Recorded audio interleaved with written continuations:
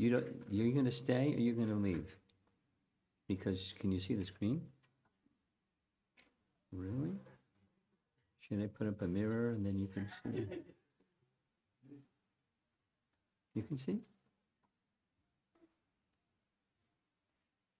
Okay.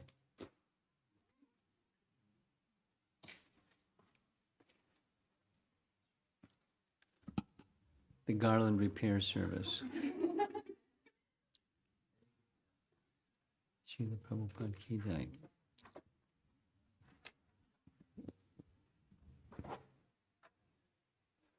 Well, we're going to Vrindavan tonight. Through sound, of course. But that's a very nice way to go to Vrindavan, through sound. Even if you go to Vrindavan physically, go to Vrindavan through sound.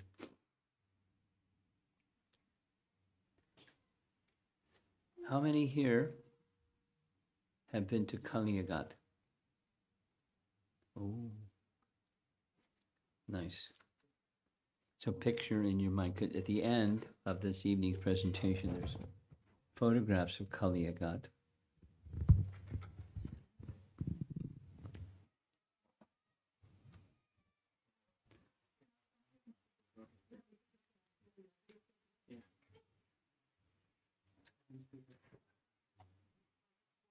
On your phone, okay.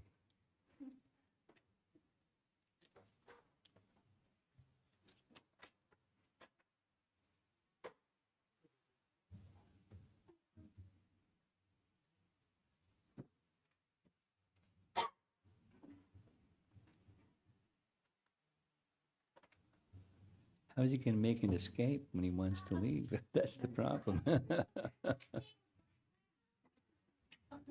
Gotcha.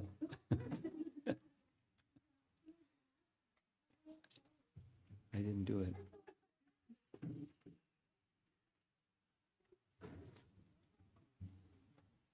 Hare Krishna. Hare Bol. Oh, there. There you go. Okay. Nama Om Vishnupadaya Krishna Prestaya Bhutale Srimate Bhaktivedanta Swami Niti Namine Namaste Saraswate Deve Gauravani Prachadine Nirvishesha Sunyavadi Paschatya Desatadine Jaya Sri Krishna Chaitanya Prabhu Nityananda Shri Advaita Gadadhar Shivasadi Gaura Bhaktarinda Hare Krishna Krishna Krishna Hare Hare Hare Rama Rama Rama Hare Hare. Very nice painting, BBT painting. Krishna dancing on the hoods of the Kaliya serpent.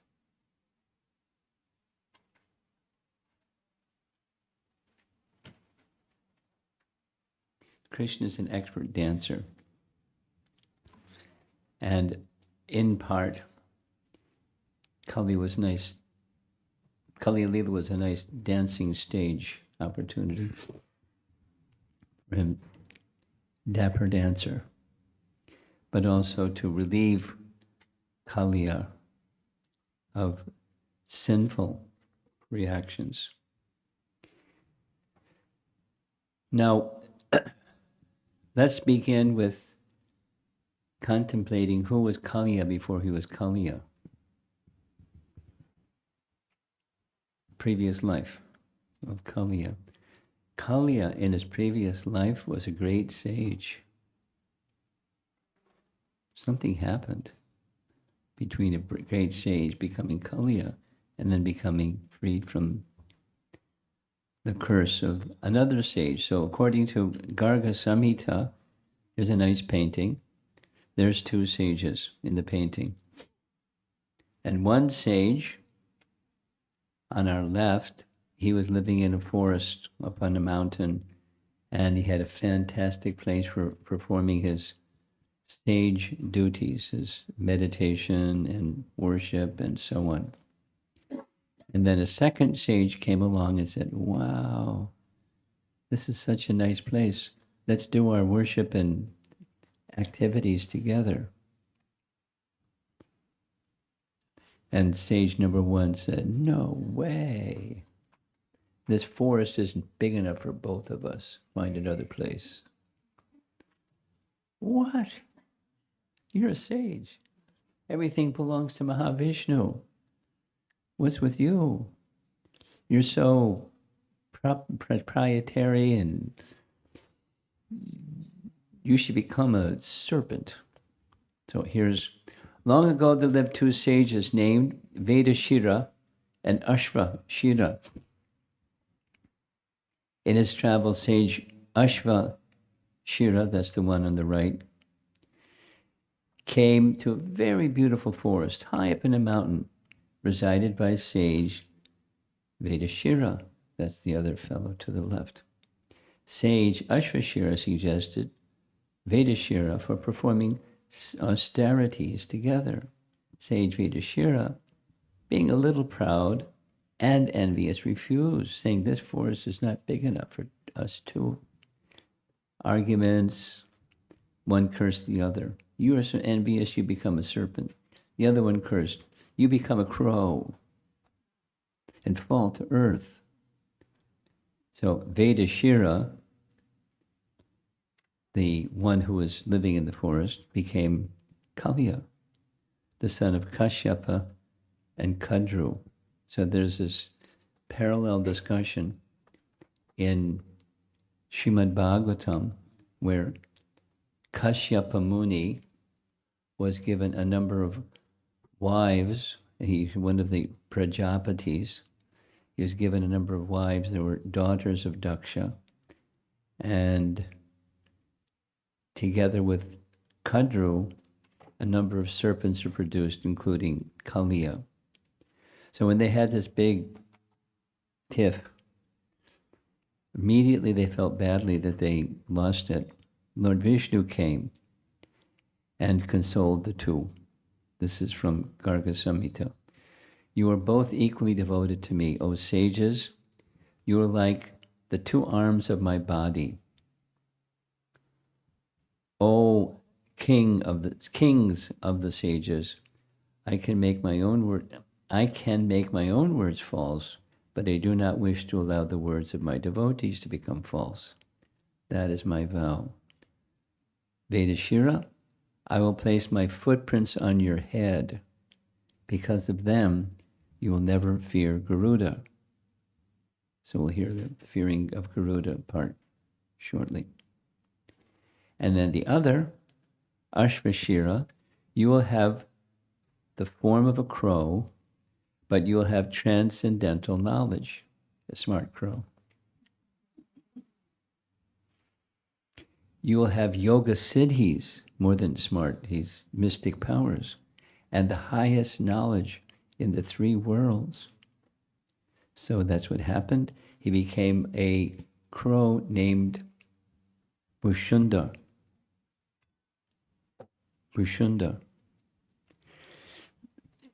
Any Ramayana fans in the audience here?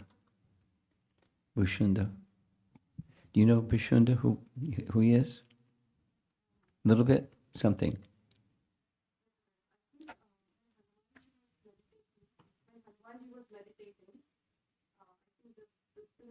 Bhushunda crow went to him, and there's something about the rain is waiting there for that number.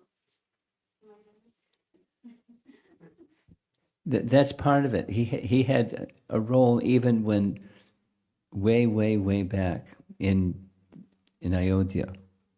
There's some paintings. So it says here, he was very devoted to Ramachandra. He is a sage crow, a sagacious crow. And he spoke the entire Ramayana to Garuda. So here's a painting, just cut and paste from the web.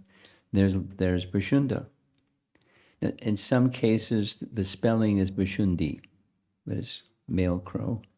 And there's Ram playing with Bhushunda. And there he's patting Bhushunda. So he was very devoted to Ram and a sage at the same time. Mushunda. And then now we're going to Kaliya because that's our topic this evening. But that's who they were in their previous lives. Kaliya, the son of Kadru and Kashyapa, when he was born, he made his residence in a place called Ramanaka Island. Now, we're going to see some photographs at the end.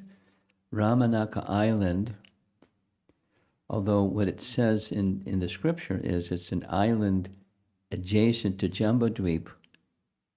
Somehow in Fiji, they claim that Kaliya was from Fiji, or Fiji people claim this was his place.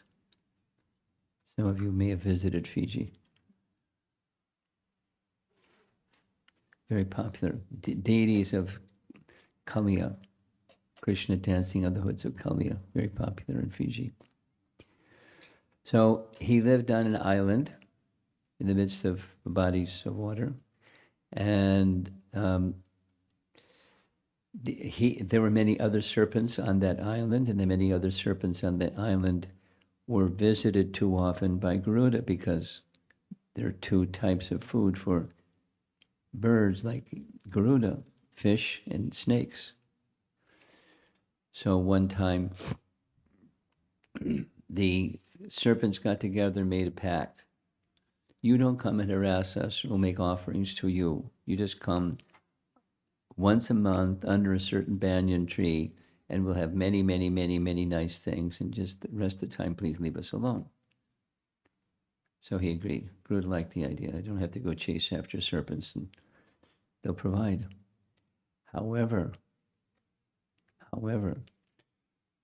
the same envious person who wouldn't let the other stage stay, that the envy stayed with him, he was envious, and he said, why should all of this go to Garuda? So he went and ate it himself. Proud, envious, and caused himself some problems. So the enmity of Kaliya resulted in Garuda attacking him. It's a nice painting. Garuda came and threatened him, his life. And they had a big battle. And Garuda won. And in the big battle, he fought and he was trying to bite Garuda, and Garuda was more powerful with his wings and with his claws, and Kali was getting smashed. So he decided best to leave. He ran for his life. He didn't run on his legs, but serpent manners of running. And it doesn't say how. I was searching. I spent a fair amount of time today, so don't ask me, because I couldn't find the answer. How did he find out about the place where Garuda wouldn't go? All it says is he heard. And there was a place where he wouldn't go. So here's Garuda dealing with Kaliya and Garuda dealing with Kaliya.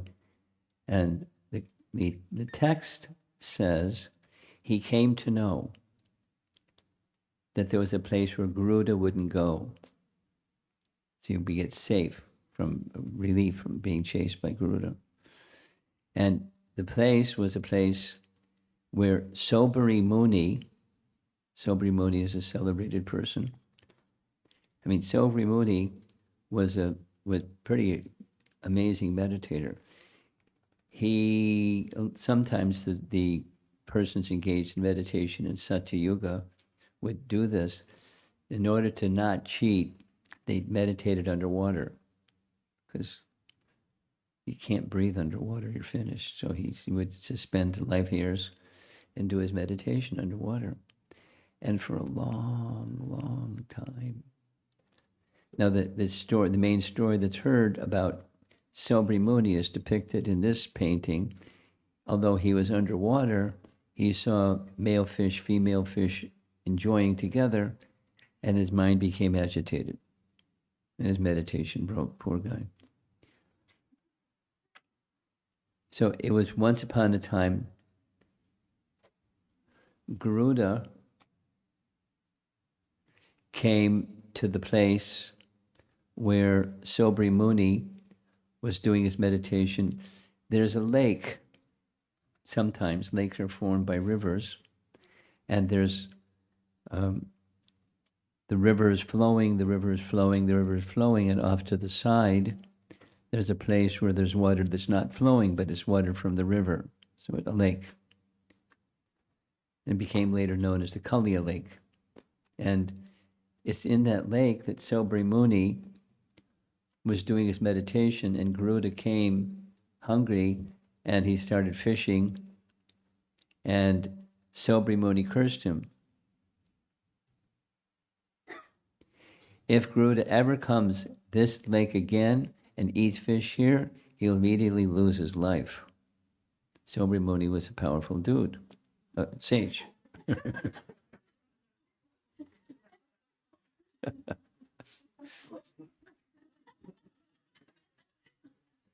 And so Kaliya heard, somehow he came to know that that's one place where he can go and Garuda isn't going to bother him. So he went there. And there was a problem. There's always a problem. The problem was he was a poisonous serpent. And as he stayed there, poison spread everywhere. The whole lake became terrible. We'll hear more. In all directions, the foliage died. Just the fumes carried by the air for so many boat lengths, some distance away from the lake, everything died. And fumes were coming from the lake and nasty. And, it's in Krishna's holy dham. Can't have that in Krishna's holy dham. So Krishna took care of it. One morning, on this particular morning, he wanted Krishna, knowing that this place was there, that this Kaliya serpent had contaminated this lake. So, and this particular morning he left specifically without Balaram. That was like by design, transcendental design. He left without Balaram because Balaram's going to show up later in the pastime. And when they went, the cowherd boys went, somehow became very thirsty, and so they went ahead of Krishna, and when they got to the place where this Kaliya serpent was, here's the description. Within the river, Yamuna or Kalindi, was a lake inhabited by the serpent Kaliya, whose fiery poison constantly heated and boiled its waters. Indeed, the vapors created were so poisonous that birds flying over the contaminated lake would fall down into it dead. Nasty place. The wind blowing over that deadly lake carried droplets of water to the shore simply by coming in contact with that poisonous breeze. All vegetation and creatures on the shore died. The painting, this is a drawing. This is Krishna jumping from a Kadamba tree. The Kadamba tree, supposedly, at least an ancestor, is still there. Very big tree. We'll hear some more. So there's the little drawing is Krishna jumping from the Kadamba tree and on the hoods of the Kaliya serpent. Feeling thirsty, cows and cowherd boys drank the water. And it doesn't say they died, but it says they fell unconscious. There you see the steps in Kaliya got. There you see the bodies of the cows and the cowherd boys, because they drank that nasty water. Here's another little more clear painting. So Krishna came. They went ahead, they ran quickly to the place, and they, as if dead, Krishna brought them back to life just by his glance. I like these cows. So you've seen cows lying upside down like this? It's an interesting way to sleep. So just by his glance, they came back to life. Here's the BBT painting. In the back, there's Kaliya doing the Kaliya program. And by his glance, they came back to life. This is Krishna's, it's a different image. It's showing he holds his hand, and by his hand being held, they get the Benedictine hand of Krishna. But the glance, there are different versions of Ramayana. In one version of Ramayana, Ramachandra boiled the Indian Ocean to get Samudra to respond to assisting him to get to Lanka. Another version says Ramchandra shot arrow into the ocean and the ocean boiled. But another is the whole ocean boiled. Samudra came and said, yes, some service for me, please. So the seeing power of the Supreme Lord is very powerful, is the point. Just by glancing, the boys were revived. The water in the lake was very deep, and like the immovable depths of the ocean, could not be agitated. Approaching the lake was difficult, for its shores were covered with holes in which serpents lived. All around the lake was a fog, generated by the fire of the serpent's poison. And this powerful fire would at once burn up every blade of grass that happened to fall into the water. So fall into water and it burns. Pretty intense lake. For a distance of 8 miles, there we go. From a distance of 8 miles from the lake, the atmosphere was most unpleasant. So what did Krishna do? This is a pastime. He's going to rescue Vedashira from this contaminated position. So he climbed up a Kadamba tree. Krishna saw how Kaliya's serpent had polluted the Jamuna river with his terribly powerful poison. So Krishna had descended from the spiritual world specifically to subdue envious demons.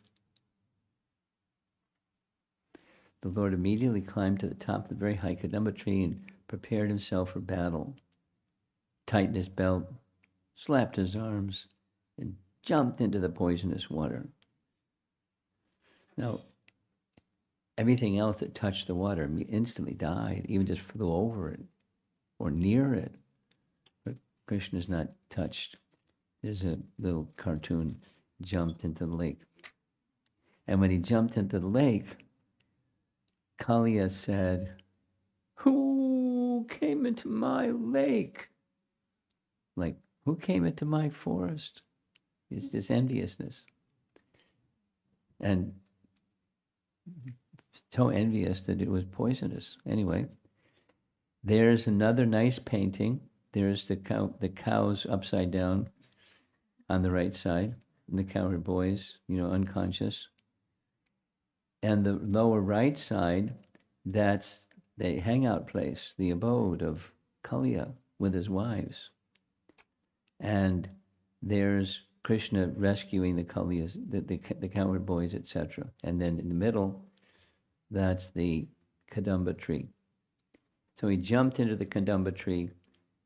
The whole lake overflowed because he entered the lake. Now that's showing a pretty big lake, but it's okay. When the Supreme Personality of Godhead landed in the Serpent's Lake, the snakes there became extremely agitated and began breathing heavily, further polluting it with volumes of poison.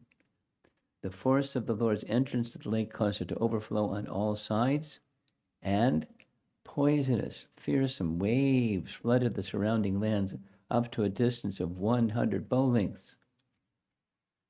It's an interesting measure, bow lengths. This is not at all amazing, however, for the Supreme Lord possesses infinite strength. So when all of this happened, Kaliya became really agitated. So what did Kaliya do? He rose out of the water, gazing in envious gaze at Krishna. Krishna's smiling, he's having a pastime. And from his mouth came flames and a poisonous fire. Then he went to attack Krishna, would bite him. And there's so many hoods and so many hoods. So what did Krishna do? He went around in circles so fast, Kaliya got dizzy. Kaliya saw that Sri Krishna, who wore yellow silken garments, was very delicate, his attractive body shining like a glowing white cloud, his chest bearing the mark of Srivatsa, his face smiling beautifully, and his feet. How can you see his feet? Because he's in the water. His feet resembling the whorl of a lotus flower. So he tried to bite, and Krishna swam around and around and around and around and around and around, and he got dizzy. He wrapped Krishna in his coils, so Krishna allowed it for the pastime. Look in the painting on the upper left. There's the residents of Vrindavan heard Krishna is in the coils of the Kaliya serpent. They panicked. Well, it's something we'll hear. Seeing the inauspicious omens, the residents rushed to the banks of the Jamuna in search of their dearmost Krishna. The Supreme Lord Balaram smiled and said nothing when he saw the residents of Vrindavan in great distress. So what happened was somebody ran. Those of you that have been to Vrindavan, the distance between the Kaliya Ghat and Nandagram, I mean, by taxi, it's going to take a couple of hours. Somebody was really fast. They went all the way to Nandagram, told Nanda and Jasoda, look out, Krishna's in the coils of the Kaliya serpent. Krishna! And not only Krishna saves them, but now they're going to save Krishna. So they came running. Somehow they got a fast taxi too. And made it all the way to Kaliya Ghat. Because he was in the coils of the Kaliya serpent for hours. Hours. Balaram wasn't there when this event took place. There's a transcendental cause or purpose behind that. At some point in time, they are so distressed, they want to give up their lives entering this poisonous lake, and Balaram stops them because he's very strong, Bala. Very strong. But he's just unfazed at all. He understands Krishna's just having fun. Give him a break. He's just enjoying.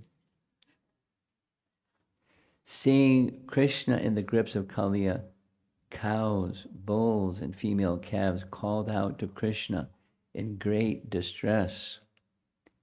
You see on the right side the same artist, that's Kaliya and his abode and his wives.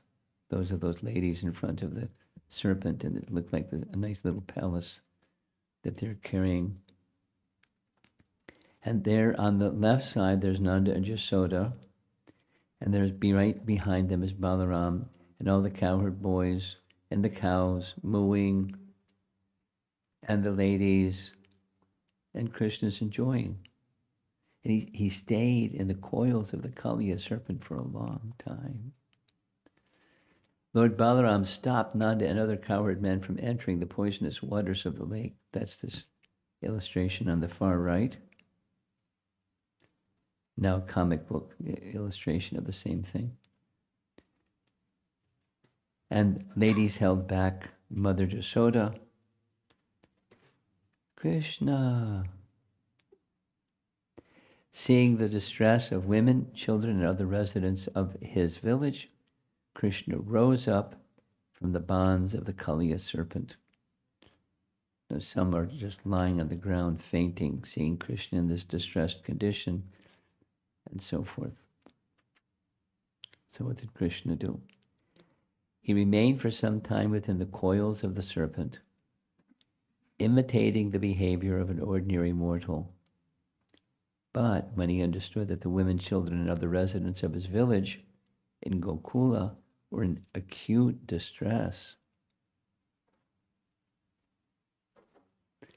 because of their love for him, it's a multi-layered pastime. He's stimulating a secondary rasa that intensifies their primary rasa. We've been discussing this a little bit. There's a whole profound, to study Bhakti Rasamrita Sindhu and understand the cause and effect and the details of rasa, primary, secondary stimulations, and how the whole thing moves. The technology of it, the terminology and the technology of it is quite simple. It's quite complicated. But the simplicity is,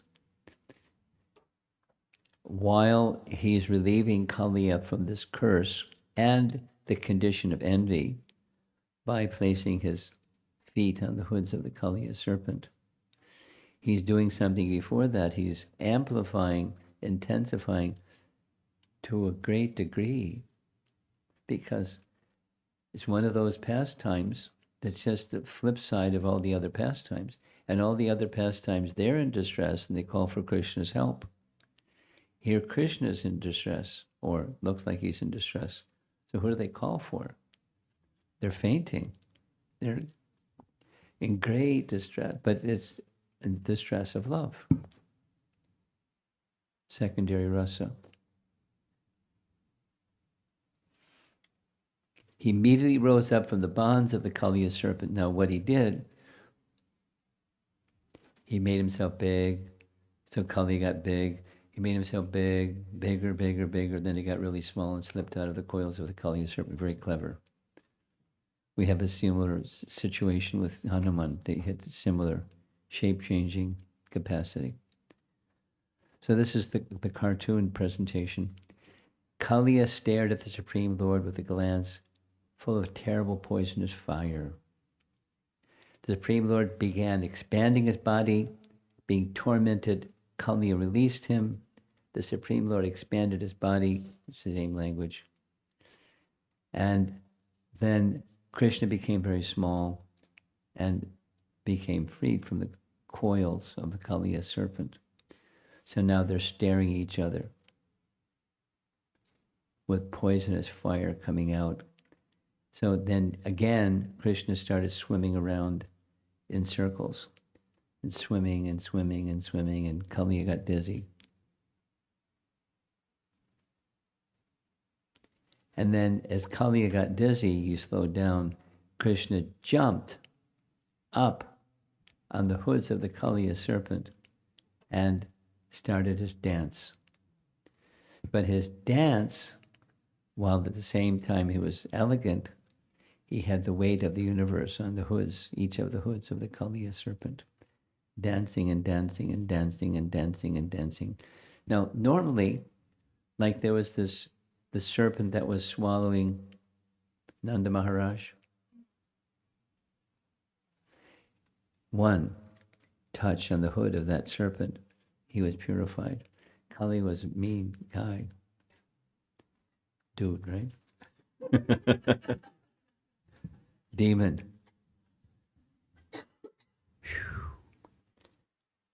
Deeply embedded in enviousness, deeply, although previously a sage. Krishna, the original master of all fine arts, began to dance. His lotus feet, deeply reddened by the touch of the numerous jewels upon the serpent's heads. So it must have been a really nice dance stage. Krishna's feet are pinkish or reddish. The jewels on his hood were also reddish. So red light underneath his red bottomed feet, dancing, dancing, dancing, dancing. Lord Krishna, the original master of all fine arts, began to dance on the serpent's hoods. This is the BBT painting.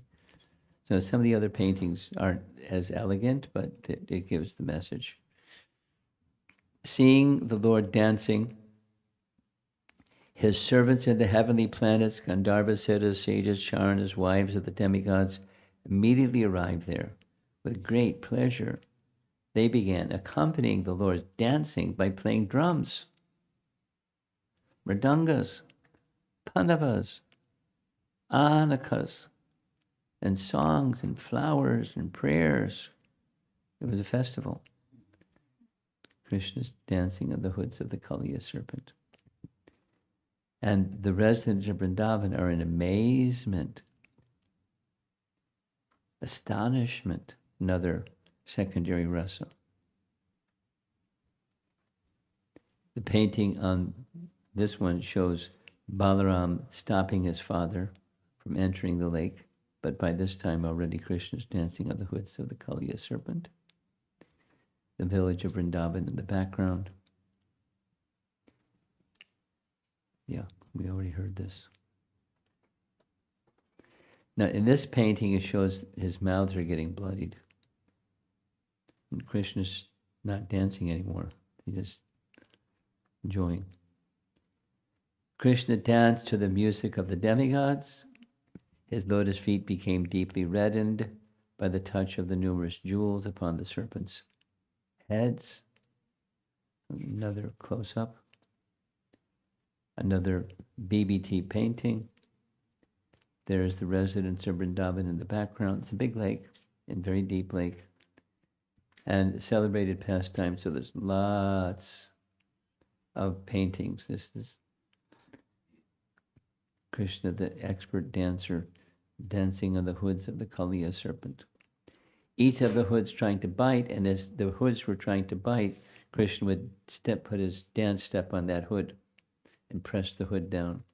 And then another hood would come to bite, and he'd jump to that hood and press the hood down. So it wasn't just light, he was getting smashed. The hoods were getting pulverized. Many nice paintings. Because this is that you'll see towards the end, there's a deity form that looks like these paintings look. And in Fiji, they worship the form of Kaliya Krishna. Krishna dancing on the hoods of the Kaliya serpent. And many, many different styles of art from many different traditions and places in India. But it's a loved pastime.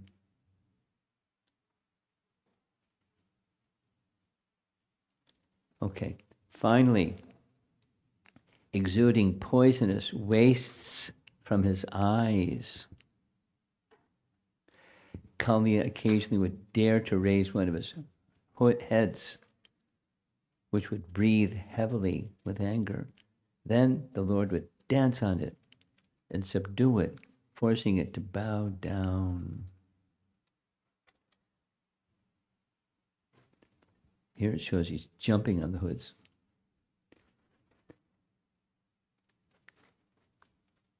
And there's the jewels on his hoods. Kaliya had 101 prominent heads. And when one of them would bow down, Lord Sri Krishna, who inflicts punishment on the cruel wrongdoers, would smash that stubborn head by striking it with his feet. Then, as Kaliya entered his death throes, he began wheeling his heads around and vomiting ghastly blood from his mouths and nostrils.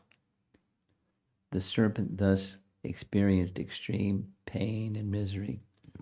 He needed a lot of purification, this guy.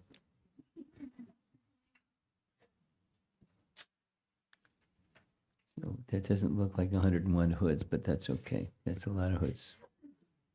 Dance stage. Krishna's wonderful, powerful dancing trampled and broke all of Kaliya's, here it says 1,000 hoods, but 101 prominent ones. Then the serpent, profusely vomiting blood from his mouth, finally recognized Sri Krishna to be the eternal personality of Godhead, the Supreme Master of all moving and non-moving beings, Sri Narayana. So in his mind, he took shelter. What else are you going to do?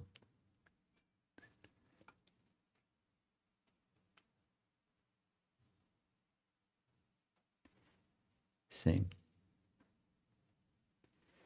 When Kaliya's wives saw how the serpent had become so fatigued from the excessive weight of Lord Krishna, who carries the entire universe in his abdomen, and how Kaliya's umbrella-like hoods had been shattered by the striking of Krishna's heels, they felt great distress.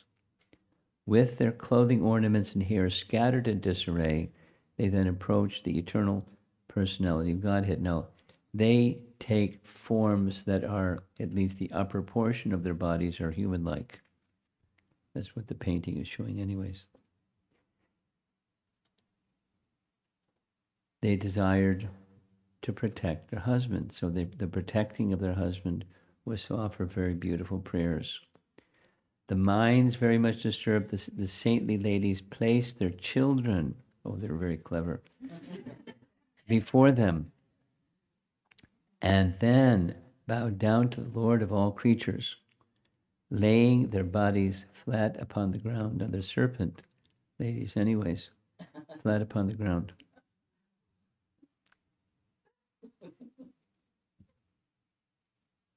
Had this little discussion about that with a few devotees.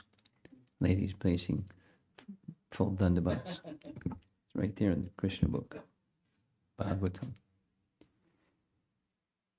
They desired the liberation of their sinful husband and the shelter of the Supreme Lord, the giver of ultimate shelter, and thus they folded their hands in supplication and approached him. So some of their prayers are being presented.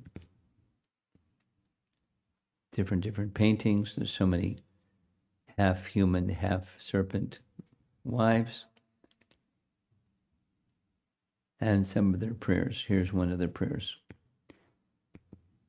The punishment this offender has been subjected to is certainly just. After all, you have incarnated within the world to curb down envious and cruel persons.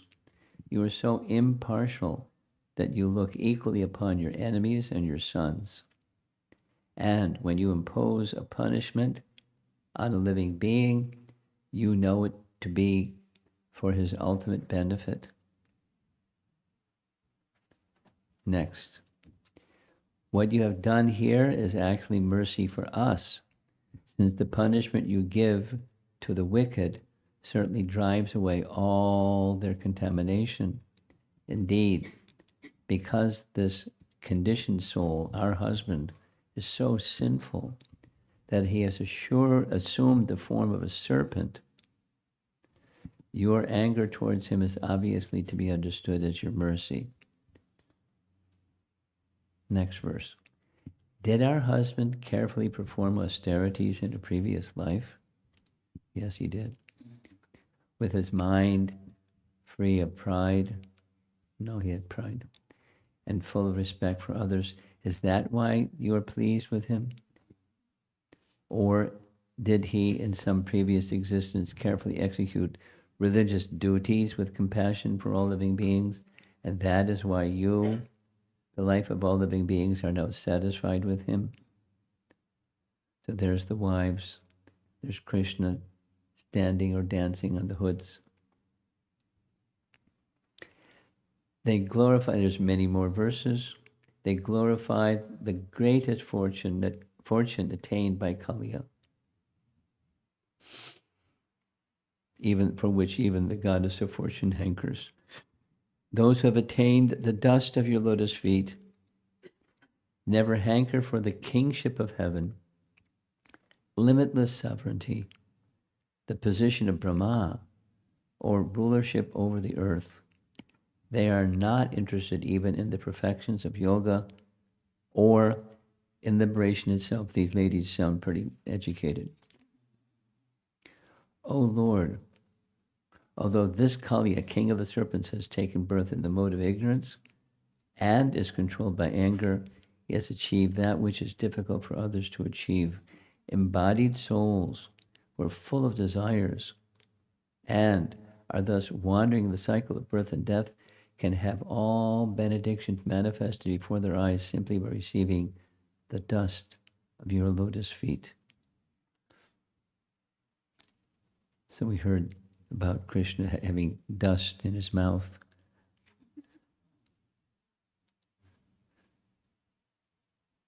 So dust on the head.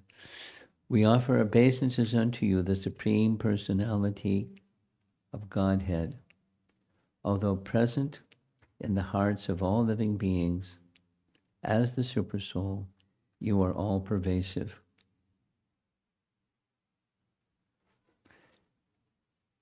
Although the original shelter of all created material elements, you exist prior to their creation, and although the cause of everything, you are transcendental to all material cause and effect, being the Supreme Soul.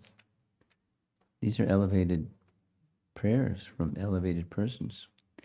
Obeisances unto you, the Absolute Truth, who are the reservoir of all transcendental consciousness and potency and possessor of unlimited energies, although completely free of material qualities and transformations, you are the prime mover of material nature. And that's a very different illustration, but it's okay. Obeisances unto you, who are time itself, the shelter of time, and the witness of time in all its phases. You are the universe and also its separate observer. You are its creator, and you also the totality of all of its causes.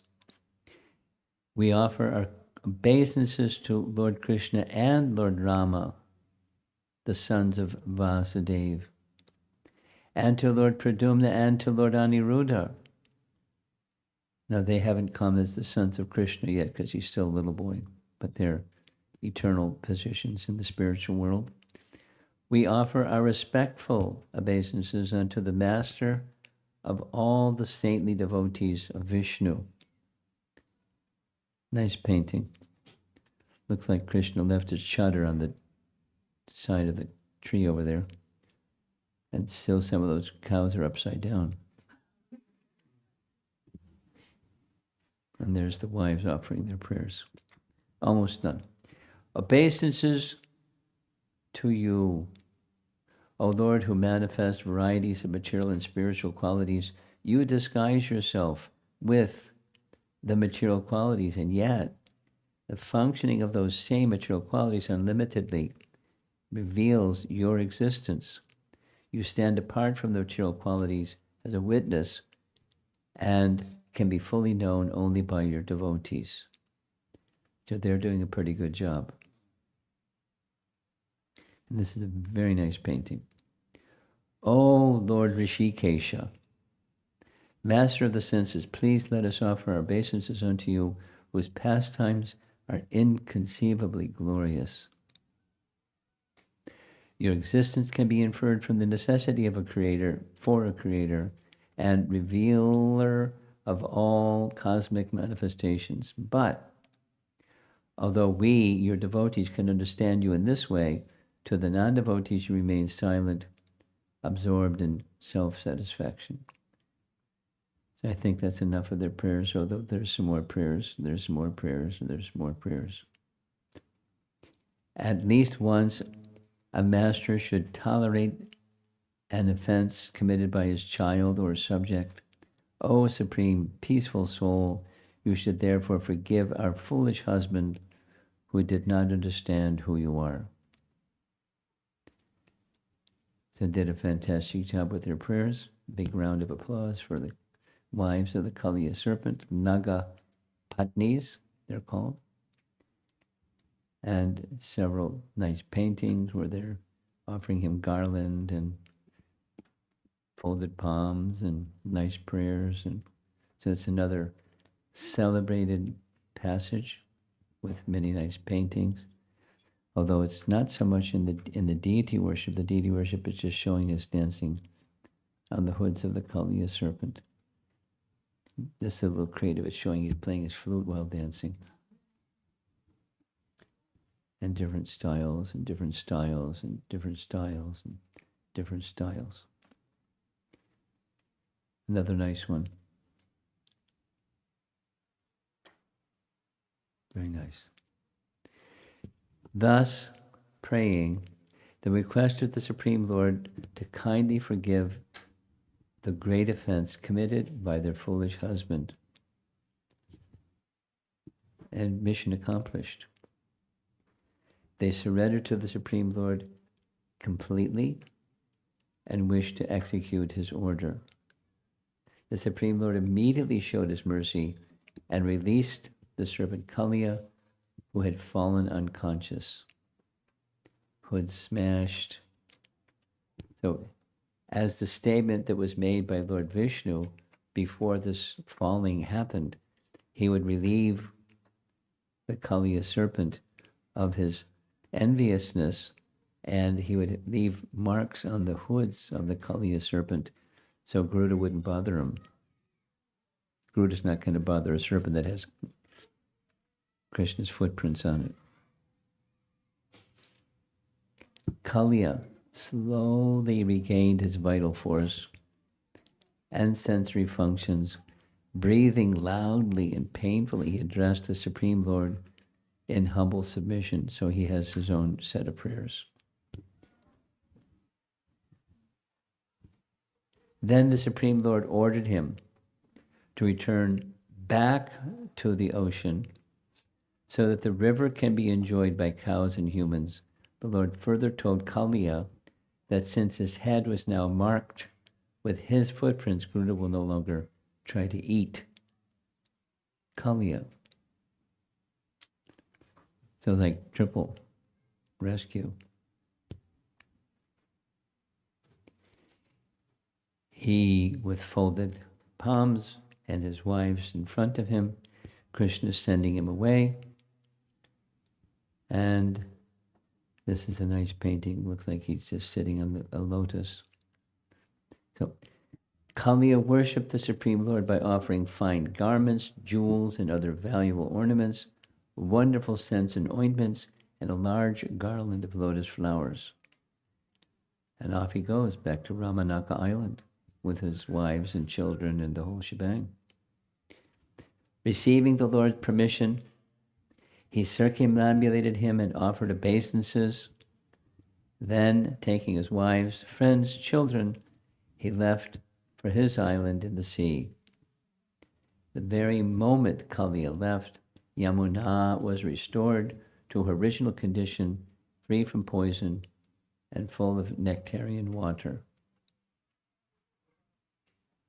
Krishna rose up out of the lake wearing divine garlands, fragrances, and garments.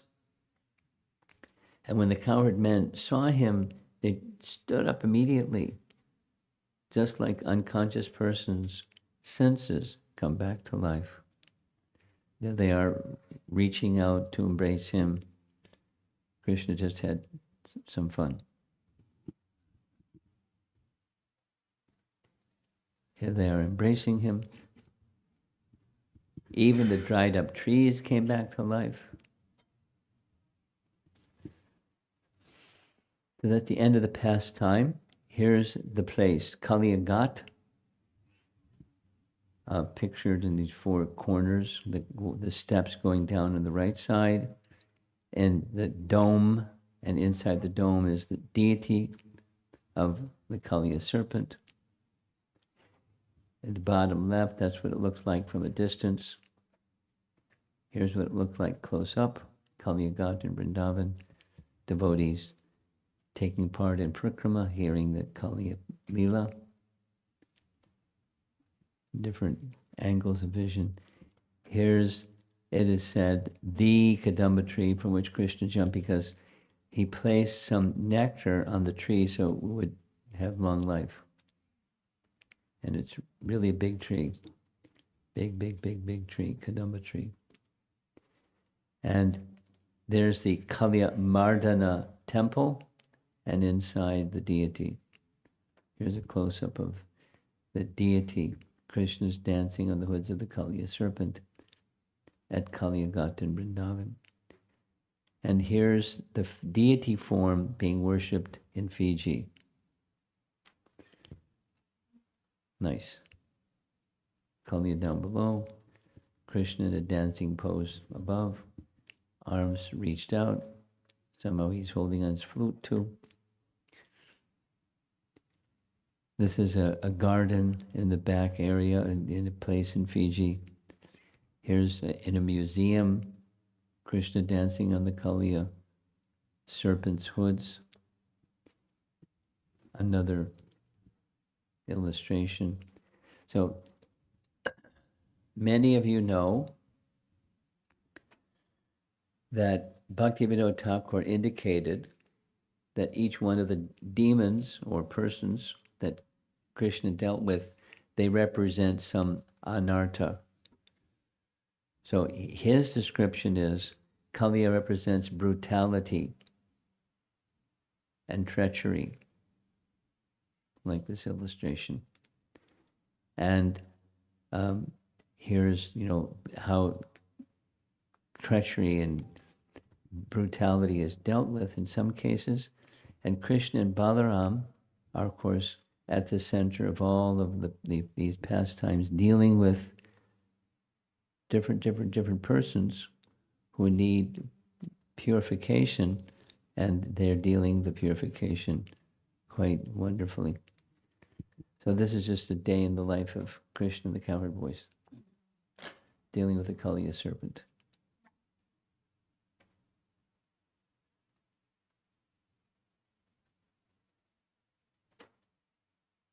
So we just went to Vrindavan.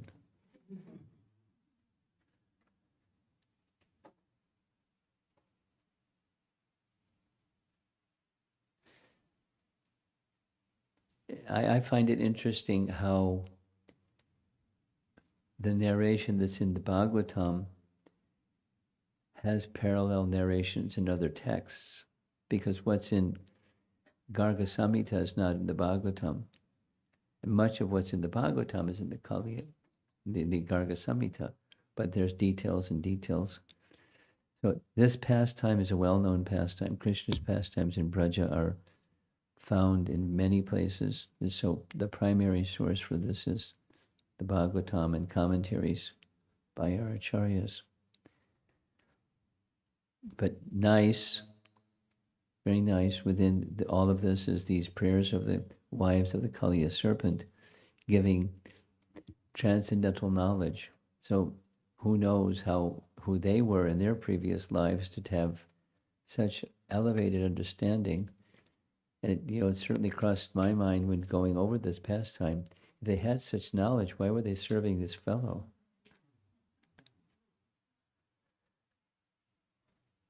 Our sinful husband, but faithfully serving their sinful husband. How'd they get in that fix? But somehow transcendental arrangement, and they received a husband that became realized as they were realized in the position of Krishna, and he returned, protected by Krishna from Garuda, and protected by Krishna from his contaminations otherwise. So Krishna is very kind. Let's see if there's some discussion.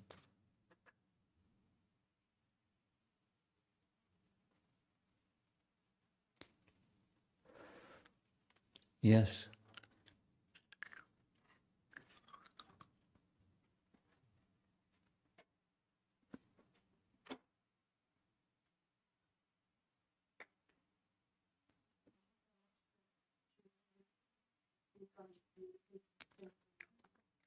You have to find the nearby teenager who can press the right buttons. You did press? How come we can't hear you? It's some mantras? There we go. Thank you, Guru Maharaj, for speaking on these beautiful pastimes. This is one of my favorite pastime. Really? Very fascinating and very relatable. Relatable. Interesting. Did you say relatable? 1,000 hoods, relatable. Go ahead. So I just wanted to ask about this envy. We hear in Bhagavad Gita and many other places about the envy. Yeah, I hear you. So, what to speak of Krishna's lotus feet or the dust? They can't even get the transcendental knowledge who are envious. So, is it like a super special place, like an honorary degree To do what? for Kaliya to get this kind of a mercy? Honorary degree. Well, Krishna doesn't need an excuse or a cause.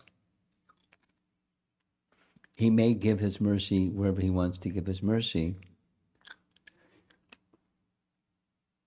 So you go back in time. Kaliya is in Vrindavan, which is Krishna's place, and he's not going to have poisonous vapors and water in his place, to speak of the river Jamuna. So, but it was all arranged, one can say, arranged by, that he would go there because Garuda wouldn't go there. And Garuda wouldn't go there because of Sobri Muni. And so it's all a big tapestry to bring about something very wonderful. So there's a sage who had a problem. And Krishna doesn't like sages to have problems. So he, orchestrated this Lila. So, and it's not like, okay, let me become a sage and live in a forest and become envious and all these wonderful things are going to happen. It's just, it's different. So the unlimitedly variegated, customized for a particular personality that's got a big problem. So honorary degree. Krishna's kind, and how his kindness plays out is diverse for each person, each one of us. There's lessons in principle to learn, and and most importantly, our minds become drawn to Krishna, at the center of the whole thing. Kali is not at the center; it's Krishna is at the center in wonderful ways. So it's not exactly an honorary degree. Krishna showed mercy. But he shows mercy to others in other ways. But he's always very kind. So you have more. Go ahead. Another question, Guru Maharaj, about the Nagapatnis. I always used to wonder, you were also mentioning who were they to get this kind of a transcendental knowledge. And in his prayers, Kaliya says, because of my envy, I took birth in this form of the serpent. So they are also in that form, but they're saying my husband is in. Yeah, I don't have an explanation of how they got what they've got, and they're in the, so I don't have an explanation. They must have had a teacher to get teachings. That much we know. Who was their teacher? And there's many unanswered questions. How'd they get those bodies? How'd they hang out with Kaliya? And how'd they get married to Kaliya? Gosh. So, no explanation. Maybe we'll ask you to write another Purana when you become self-realized, because it's one of your favorite pastimes.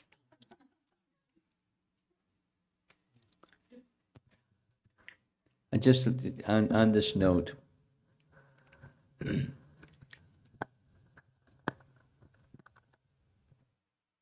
after the weekend, I'm going to start a 4-part series in the Radha and Krishna pastimes, Madhava Mahotsava. 4 parts. It's a lot.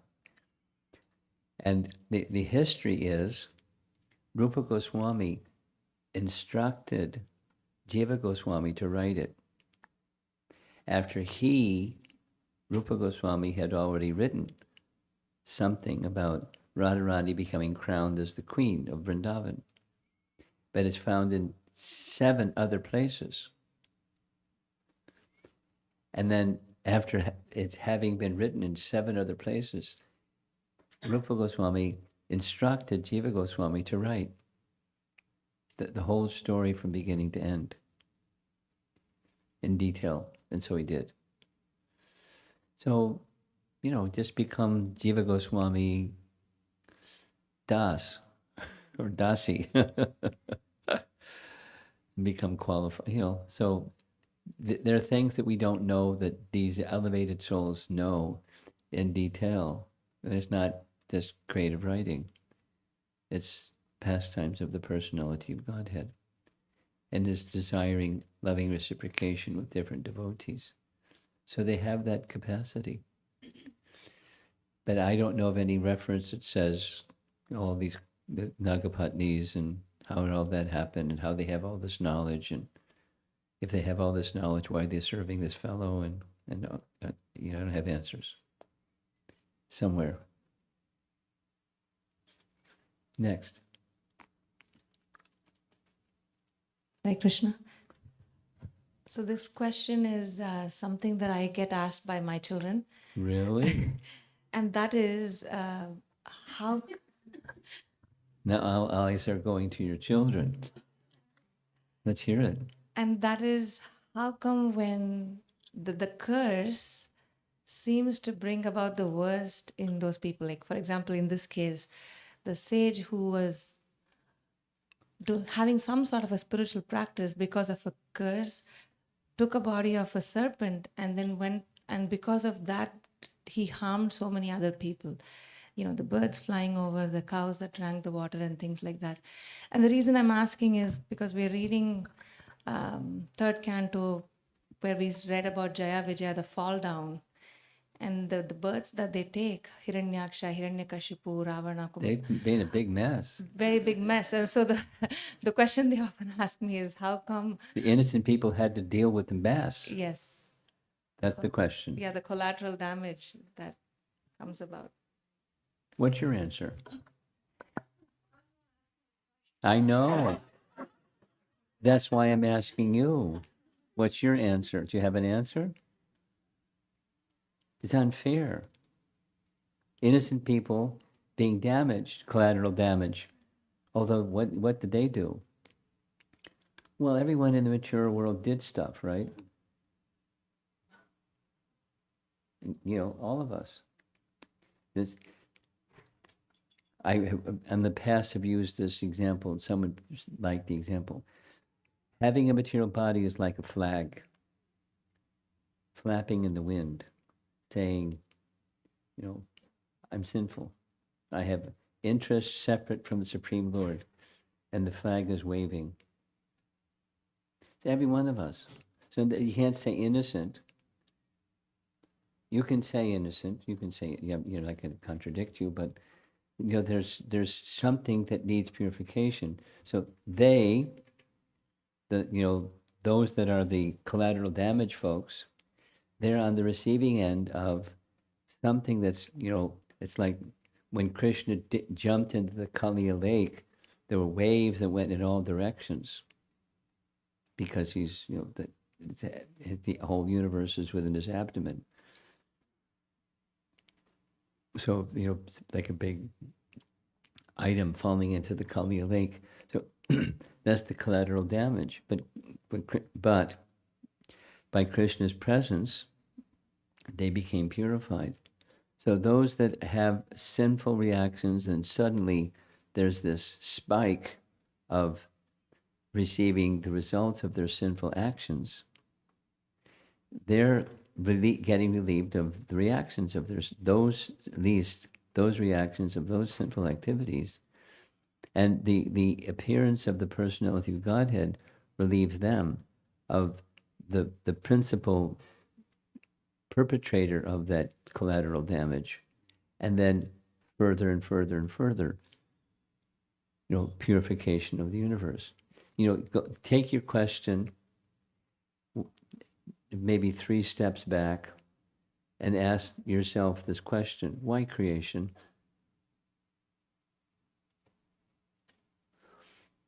Krishna is kind. Krishna is all-powerful, given. He makes a place where people suffer. So why creation? Just don't let people suffer. Yeah. There's suffering because of misconduct, misuse of free will. Everyone here is, in a prison. Durga, the prison of Durga. Violators of law. Prison for those people. So why not, the question can go, why does Krishna give free will then? Because people can misuse it, right? If people can misuse it, just take it away. Give them a lobotomy. Take away their free will. No free will anymore. Sorry. But then there's no positive either. There's no love without free will, because love is voluntary. So to have it voluntary, there has to be the opposite. So Krishna facilitates people who want the opposite. That's why creation. He doesn't want creation. He doesn't need creation. We want it. So we do bad stuff because we misuse free will. And then there's consequences. And the consequences may come this way, that way, the other way, including the collateral damage stuff. No, go ahead. But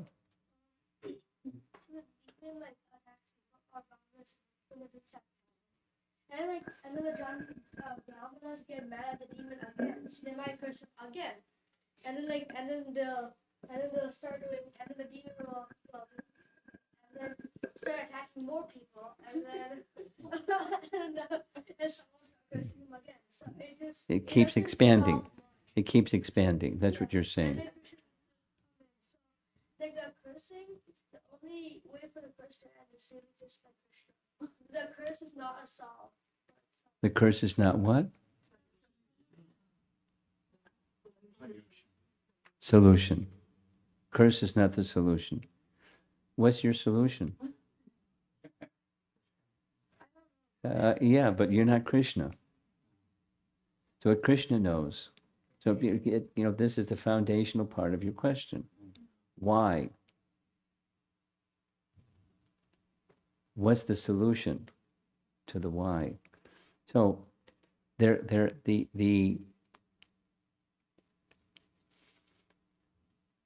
what's the right word? The expanding, geometrically expanding causes and effects that impact people's lives. What's at the root? Don't blame the concentric circles going out as being, that's not fair, because they didn't do anything. They were just being in the world, being in the world. And they got this bad stuff, collateral damage stuff. So, back to your comment, the cursing isn't solution. The intervention of the personality of Godhead, however it comes, and sometimes there's very creative ways that it comes, like in this Kaliya Lila, many innocent people were hurt and because they're people that have extremely misused their free will. To know what to do about that, Krishna isn't going to take away their free will, because souls have free will, being part of the Supreme Soul that has unlimited free will. So what's the solution? You say what's not solution. What is the solution? The solution, he'll suggest, is two things: cleanse and awaken. So if the cleansing is uncomfortable or worse, it's part of the solution. But even the cleansing, if they still make wrong choices, it's not a solution. So how to awaken the solution, the proper use of free will? That's Chaitanya Mahaprabhu, or the process of bhakti itself. So that's why, I don't know if you can take this and explain it to them 10 times over, and then they say, yeah, but, 10 times response. But you get the idea how I would respond to that. You just take it back to the root. Why creation? Or, for one step back, why free will? And if free will means you can use it properly, improperly, that's the problem. It's not having free will, it's the misuse of free will. And then there's collateral damage. And it happens this way, it happens that way. You can claim, well, but they're innocent, but there's not innocent. It's part of their misuse of free will consequences. And it plays out to different ways, in different times, different places, different circumstances. But the root problem is misuse of free will. And how are you going to correct that? Purification and awakening. Cleansing and awakening. Stay with it.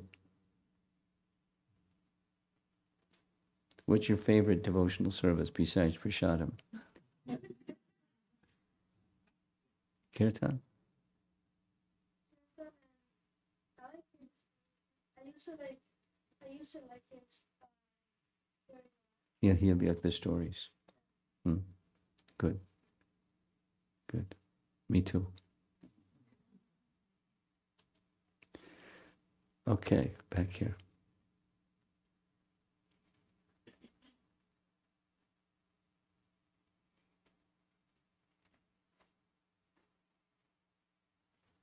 Guru Maharaj, this question is from my husband. We understand that the demigods worship. Not so loud. A little softer. We understand that the demigod worship is not recommended.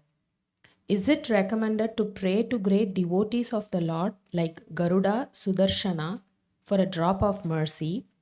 How to understand the worship and offering prayers between the great devotees and demigods?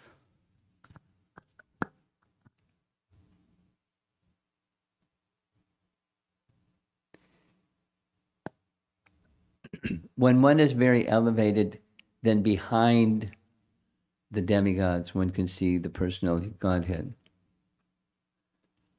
Generally speaking, persons don't have that vision.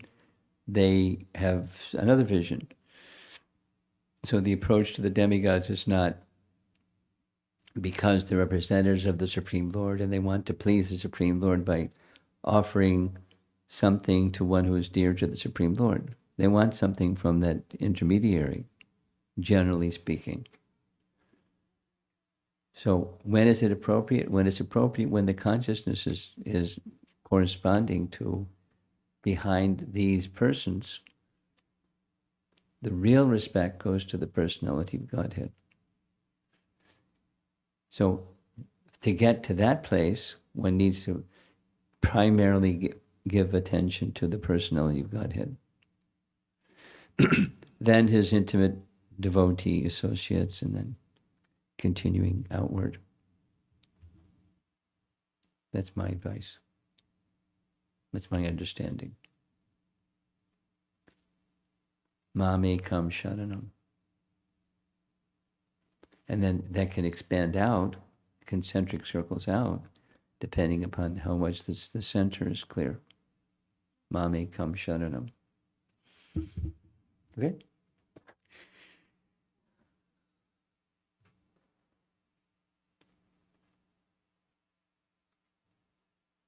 Hare Krishna.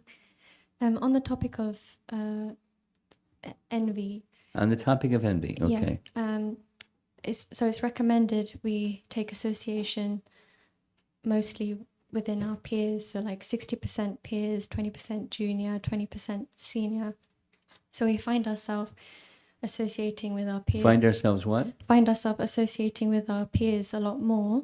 So it's easy for envy to kind of creep up within our circle because we associate with our peers a lot more. So how can we, like, first obviously we would have to recognize that. How can we do what? So how do we, maybe it's hard to avoid it completely, but how do we maybe channel it into something better or Good question. more positive, or so it or lessen it somehow, or yeah.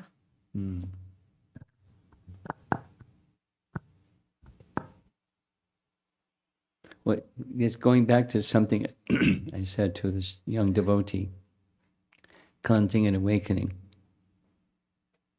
To dovetail envy so that it becomes pure envy instead of the other kind.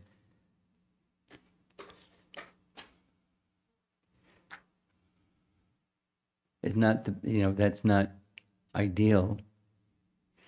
Envy itself, pride and envy, these two, pride and envy, very, very detrimental. So to flip the switch, this is one procedure. If you or any one of us feel this cesspool rising of envy, what to do? That's kind of like what the question is. Very simple procedure. Procedure-wise, it's very simple. You're introspective, and you see, the cesspool is rising. Pause, because you're introspective. You're not just being controlled by it.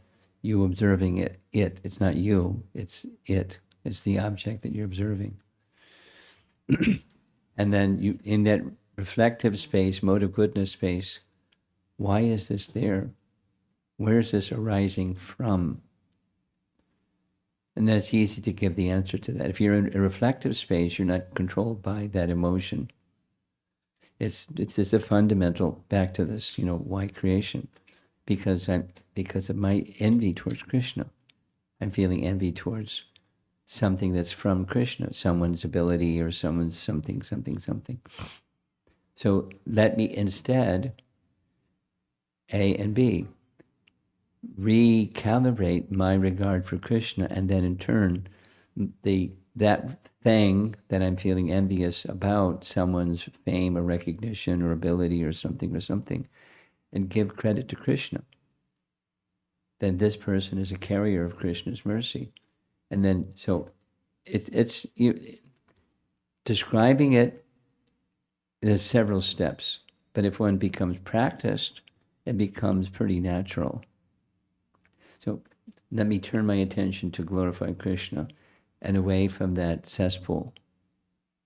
Because then the envy towards a person or something, attainment or honor or gifts that somebody has, let me honor Krishna and the person that's bearing that gift that Krishna has given them. Because of my honoring Krishna. Because that's the root of the problem. And how many times does one have to do that? N number of times. Just keep doing it. If that's something. Now, some people have less, some people have more envy tendency.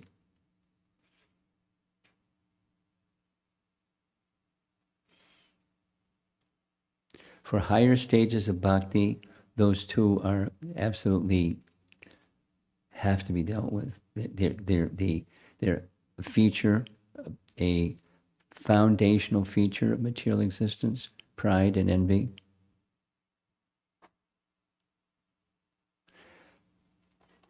hear about, read about, appreciate, honor, glorify those persons that you know are freed from that tendency. And by that affiliation with those persons, just by hearing about them, remembering them, praising them, etc., it helps one's heart become free from that tendency. That's going forward in time. That's the cleansing part. Persons who are free from envy and free from pride.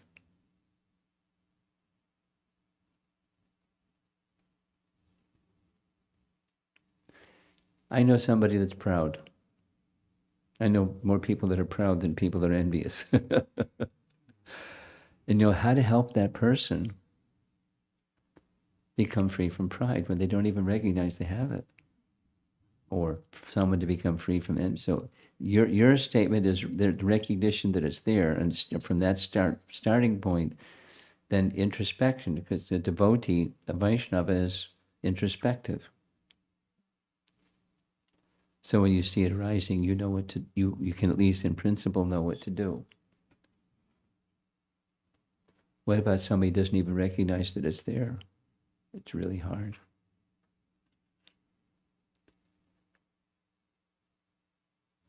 And it's pervasive. It's foundational to material existence. Material existence collapses when those two things are gone.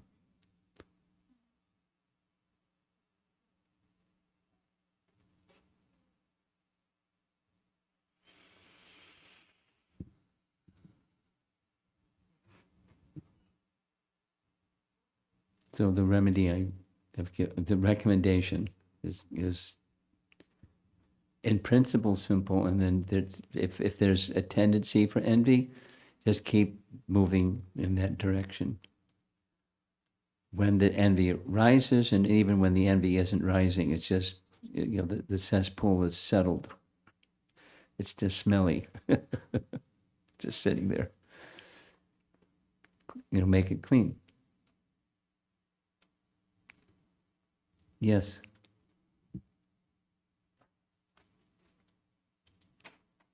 I'm looking for easy options, so I was thinking, would reading Srimad Bhagavatam help Of course. from envy? Of course. And this young man will help you get a Srimad Bhagavatam set if you don't have one.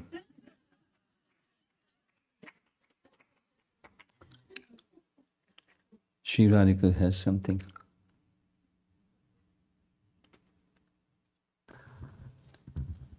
Guru Maharaj, in the beginning of this narration, you were speaking about how Lord Vishnu, when he How met to do what? Lord Vishnu, when he met the two sages, he said, I can make my own words false, but he upholds the words of his devotees. Isn't that nice? Yes. Especially in Vrindavan, Krishna can tell lies. So that's exactly my question, Guru Maharaj, because Aha, reading your mind. when you started these narrations on Saturday afternoon, there was the statement in your slides that Yeah. only in Vrindavan Krishna has the liberty Yeah. to lie. Yeah. So, the pastime of Bhishma Dev is glorified because Krishna protects the word of Bhishma at the cost of his own word. Yes. And he also acts in tricky ways He also what? acts in tricky ways in many Tricky. other pastimes outside of Vrindavan. Yeah. He's clever. Yeah. Lying is different than clever. So that's my question. Oh, just see.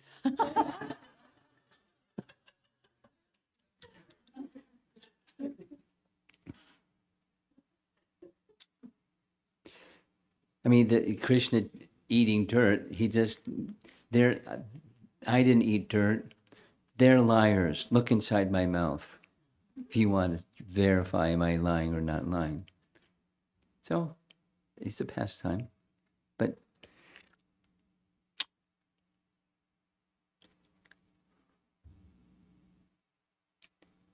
a classic example is Krishna picking up the chariot wheel because he made a promise and he violated his promise. And it's not in Vrindavan. But so the higher principle is he protects his devotee. So that's the solution. This may be in contradiction with that, but there's the priority. Krishna prioritizes protecting his devotee. We need to remember that. We don't take unnecessary foolish risks, but Krishna's protection will always be there. Trust it, rely on it, because it's true.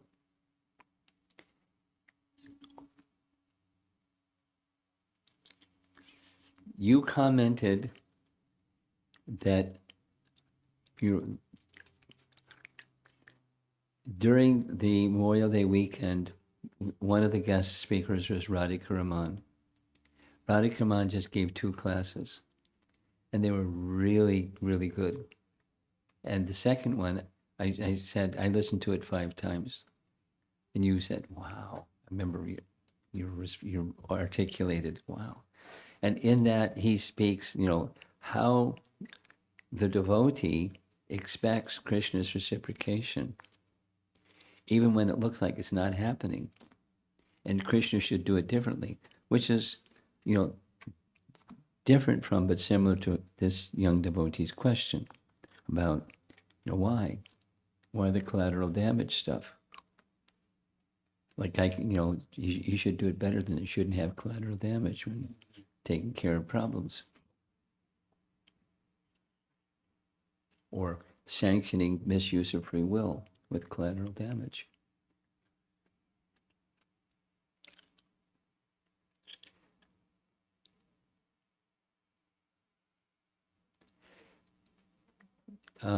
Could you, Bhakti Dari, could you circulate it, however it's done, to our audience here and the people that are listening remotely, that second class that's on YouTube? It's a really nice class.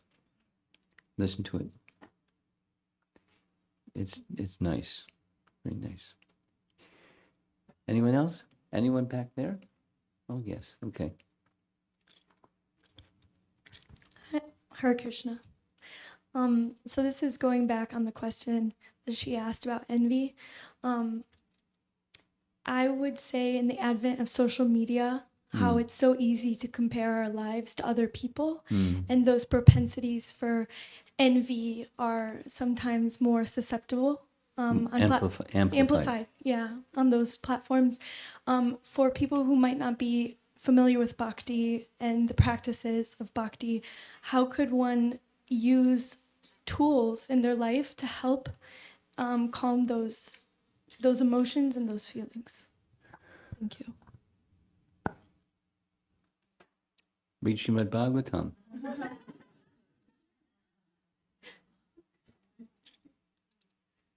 I mean, it's the same principle of cleansing and awakening. That which is going to cleanse, do it. That which is going to awaken, do it. And then gradually. And so then what about that's the medicine. What about, there's so many medicines, so that it can be customized according to an individual. But the general principle is the purification that comes from bhakti itself.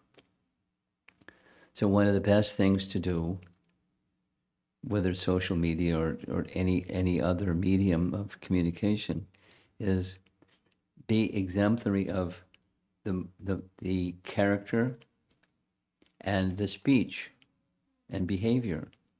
Be exemplary individuals, and that carries its own weight in whatever the form of communication is.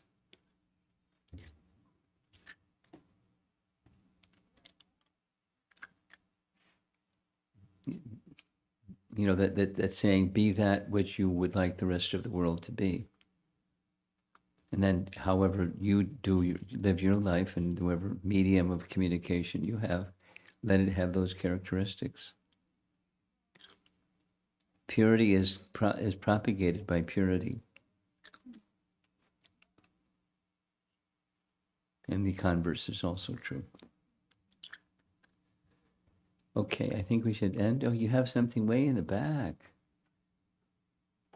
I could see your arm waving, but...